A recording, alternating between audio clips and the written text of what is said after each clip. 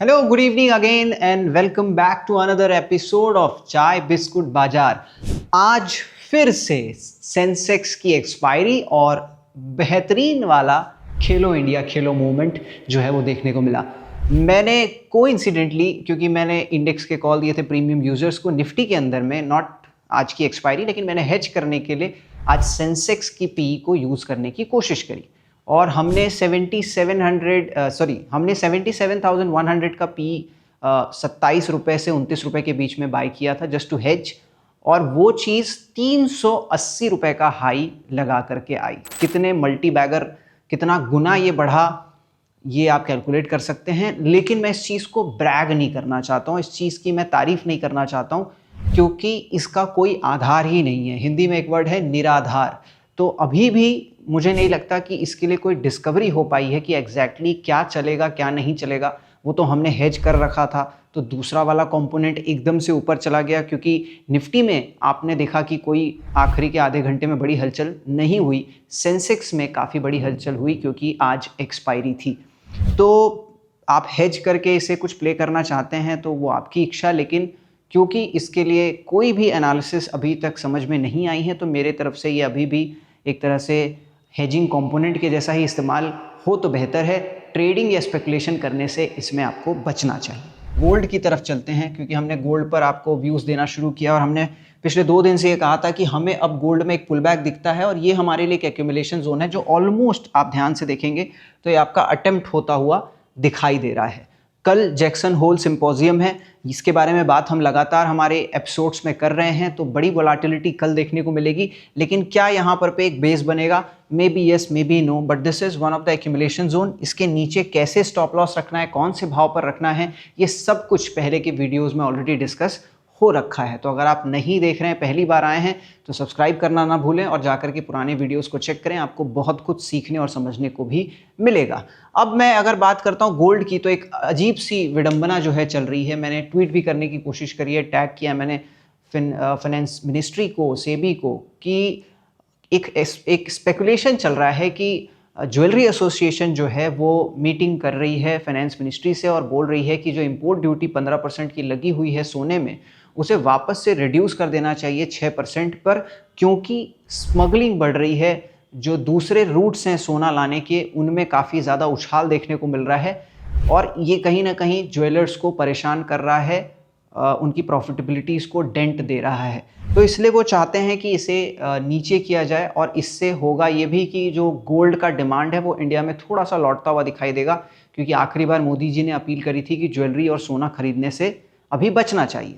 लेकिन जिस हिसाब से रुपए की स्थिति है, मुझे नहीं लगता कि सोने में ये जो इंपोर्ट ड्यूटी बढ़ी हुई है वो इतने आसानी से वापस 6% पर आ सकती है। लेकिन इस कारण से इंटरनेशनल प्राइसेस ऑफ गोल्ड और इंडियन प्राइसेस ऑफ गोल्ड दोनों के बीच में एक काफ़ी बड़ा डाइवर्जन आ रहा है। वहाँ पर पे तेज़ी हो भी रही है तो यहाँ पर पे मंदी हो रही है। कल सोने की एक्सपायरी है 28 अगस्त, और पुट्स जो हैं वो एकदम से एक्सपेंसिव हो रहे हैं। तो हम अभी तक CAS से डील कर रहे थे, जहाँ पर पे हम सेंसेक्स और निफ्टी की एक्सपायरी के दिन में उनमें वोलाटिलिटी देख रहे थे। कल गोल्ड में ऐसा कुछ ना हो जाए, और मैं चाहूँगा कि डेफिनेटली इस पर सरकार अपना रवैया जो है वो साफ करे कि वो ऐसा कुछ करने वाले भी हैं या नहीं, क्योंकि इससे तकलीफ़ आखिर में किसी को होती है तो वो हम सबको होती है, यानी कि रिटेलर्स को होती है। तो जैसा हमने बात कर रखा है, ये पुल बैक जोन है, और अगर आप RSI को फॉलो करते होंगे, यहाँ पे मैंने नहीं लगाया, लेकिन यहाँ पर एक डाइवर्जेंस भी दिखने को मिल रहा है। आवरली ये टाइम फ्रेम है, और अगर मैं आपको एक चीज़ दिखाऊं तो अब जो है गोल्ड, एक तो हमको पहले से ही लग रहा था कि एक करेक्शन होगा और हमने बात भी कर रखी थी। अगर आप ध्यान से देखेंगे तो एक पैरेलल चैनल का सेटअप जो है ये शुरू कर चुका है। नीचे में इस यहाँ कहीं पर पे आकर के जो है आपको एक बढ़िया पुल बैक देखने को मिलता है। तो अगर ये यहाँ से बच करके निकलता है और एक प्राइस एक्शन देता है, तो वापस से आपको 4650, 4700, 4750 इस तरीके के जो टारगेट्स हैं ऊपर में, ये आपको खुलते हुए दिखाई दे सकते हैं। तो this is current update on gold. ये अगर सपोर्ट टूटता है तो इसके आगे के जो क्रूशियल लेवल्स हैं वो पहले की वीडियोस में ऑलरेडी बता रखा है। लेकिन मैक्रो इकोनॉमिक के फ्रंट पर जैक्सन होल एक बड़ा इवेंट है जो कल प्लान्ड है। तो मैंने बार बार ये भी हाईलाइट किया था कल के वीडियोस में कि अगर आप वोलाटिलिटी नहीं चाहते हैं अपने जीवन में, ट्रेडिंग में, तो कृपया करके जैक्सन होल को बीतने दीजिए। कल शाम 7:30 बजे वो इवेंट होने को है। अब बात कर लेते हैं निफ्टी की जाते जाते। निफ्टी में देखिए स्थिति जो है, मतलब अगर आपको ध्यान होगा, ये आवरली टाइम फ्रेम वाला जो हमने कुछ चैनल्स बना के छोड़े हुए हैं, और ये अब से नहीं, बहुत पहले से, अगर आप ध्यान से देखेंगे तो 29 अगस्त यानी कि जब से CAS लागू हुआ है तब से हमने इसकी मार्किंग कर रखी है। पहले इस बैंड में चला, फिर इस बैंड में चला, अब इस बैंड में चल रहा है। ये एक ब्रेकआउट जैसा आपको देखने को लग रहा होगा, लेकिन ये ब्रेकआउट नहीं है, क्योंकि ये CAS के कारण से निफ्टी की जो मंथली एक्सपायरी थी उस दिन आपको ये मूव्स देखने को मिले थे, और मैंने यही कहा था कि इसके ऊपर निकल करके आप सस्टेन करते हो, समय बिताते हो, तो फिर हम 24,400 24,500 तक के लेवल्स के लिए ओपन अप होंगे। लेकिन ये सस्टेन ही नहीं हो पाया। कल आप यहां बंद हुए, आज इवेंचुअली फिर से आप लोअर बैंड को अटेम्प्ट कर रहे हैं। जो पिछली बार यहां अटेम्प्ट हुआ था, लगभग आप उसी जगह पर फिर पहुंच चुके हैं। अब होगा क्या, कल फ्राइडे है, हो सकता है आप यहीं से वापस फिर से इसी चैनल में वापसी करेंगे तो 24,090 का मार्केट आपको 24,300 में मिल जाएगा।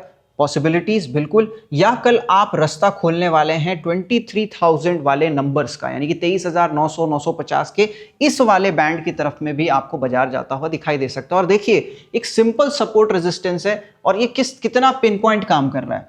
ये लगभग 3 अगस्त CAS है। ये देखिए 1 2 3 4 5 6 7 8 9 10 11 12 13 14, और कुछ भी अलग एनालिसिस मैंने नहीं करी है। आप पता नहीं कितने सारे इंडिकेटर्स, टूल और क्या क्या नहीं सीख रहे हैं लोग आजकल, मेरे को तो नाम भी नहीं पता, लेकिन बाजार सिंपल सपोर्ट एंड रेजिस्टेंस पर चलता है। स्टॉक्स की बात हम करते थे जब फेवरिंग था मार्केट्स, चले भी वो सारे स्टॉक्स। और डिस्क्लेमर फिर से दे दें कि हम एक सेबी रजिस्टर्ड एनालिस्ट हैं, लेकिन जो भी हम स्टॉक्स आपको बताते हैं वो 100% राइट होंगे, इस बात की कोई भी गारंटी नहीं होती। कृपया निवेश या ट्रेड करने से पहले अपने फाइनेंशियल एडवाइजर से जरूर पूछें। आज जो स्टॉक मैं रडार में रखना चाहता हूं, यानी कि आने वाले दिनों के लिए, क्योंकि आजकल एक दिन में तो कुछ होता नहीं है, तो अदानी पोर्ट। रीजन आप देखिए, बहुत क्लियर आपको देखने को मिल रहा होगा कि जबरदस्त तरीके का जो है ना, एक बेस फॉर्मेशन जो है स्टॉक यहां पर कर रहा है, और हो सकता है कि अच्छा एक प्राइस एक्शन मिले इस रेजिस्टेंस पे जहां पे ये बंद होकर के गया है।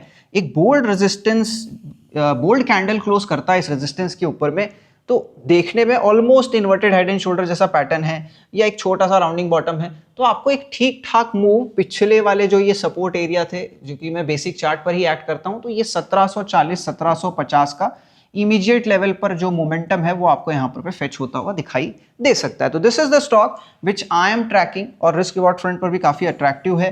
तो ये कुछ हमको आने वाले दिनों के लिए, कल मंडे ट्यूसडे तक ये अचीव हो जाए, या आने वाले दिनों में मोमेंटम रहे, ऐसा हो सकता है। अच्छा, एक बहुत ज़रूरी बात कि एक कमेंट आया था अस्मीत सर का पिछले वीडियो में, कि एक चीज़ हम नोटिस कर रहे हैं कि स्टॉक स्पेसिफिक तेजी है, लेकिन निफ्टी में किसी भी तरीके का कोई हलचल हमको देखने को नहीं मिल रहा है। अगर सबसे पहले किसी को श्रेय जाता है निफ्टी की जो चाल थमी हुई है उसके लिए, तो वो है CAS, जो नया सेटलमेंट सिस्टम है। उसके बाद से हमने नए रिकॉर्ड्स भी बनाए, जहां पे हम 12 दिनों तक लगातार पिछले हाई को बिना तोड़े नीचे ही बंद होते आ रहे थे, और अभी भी उसी के कारण से मार्केट खुल करके परफॉर्म नहीं कर रहा है। स्पेसिफिकली इंडेक्स आज भी या कल का भी मार्केट आप देखो, कोई ग्लोबल नेगेटिव न्यूज नहीं चल रही है, लेकिन बाजार में तकलीफ है। पहला पॉइंट। दूसरा पॉइंट कि निफ्टी के अंदर में हैवी वेट्स हैं, जैसे HDFC बैंक है, या फिर आप और कोई हैवी वेट का नाम ले लें तो रिलायंस है। अब क्योंकि एक बहुत बड़ी चर्चा चल रही है दुनिया में कि इंडिया का जो वैल्यूएशन है वो महंगा है, और अगर हम महंगे वैल्यूएशन की बात करते हैं तो जो हैवी वेट्स हैं, खास करके HDFC, रिलायंस, इनके भी वैल्यूएशन एक्सपेंसिव ही हैं, क्योंकि ये कंपनियां ही 10% 12% से ग्रो कर रही हैं। और जब इनमें ही कोई तेजी नहीं होगी, क्योंकि इनका जो पैट नंबर है वो ग्रो नहीं कर रहा है, कोई अलग से out of the box performance इनसे उम्मीद की नहीं जा सकती है, तो जो हैवी वेट्स हैं वो बिल्कुल नहीं चल रहे हैं। और क्योंकि एक्सपेंसिव वैल्यूएशन है, तो सबसे बड़ी होल्डिंग्स भी FII की इन्हीं शेयरों में है, तो जो सेलिंग का पोर्शन आता भी है तो वो कहीं ना कहीं इन्हीं हैवी वेट्स में आ रहा है। तो इस कारण से भी आपको बाजार जो है, स्पेसिफिकली निफ्टी, चलता हुआ नहीं दिखाई देगा। यहाँ पर वही पैसा बना पाएगा जिसे सेक्टर पिकिंग का आर्ट आता हो, और मैं बार बार आप लोगों से रिक्वेस्ट करूंगा, उसके लिए आपको मैक्रो इकोनॉमिक्स को समझने पड़ने की बहुत ज़्यादा ज़रूरत है। तो आज के लिए सिर्फ इतना ही। अगर आपको कंटेंट अच्छा लगा तो सब्सक्राइब करें, फॉलो करें हमें, और अपना फीडबैक कमेंट में ज़रूर दें। This was it from my side. Thank you so much and take care.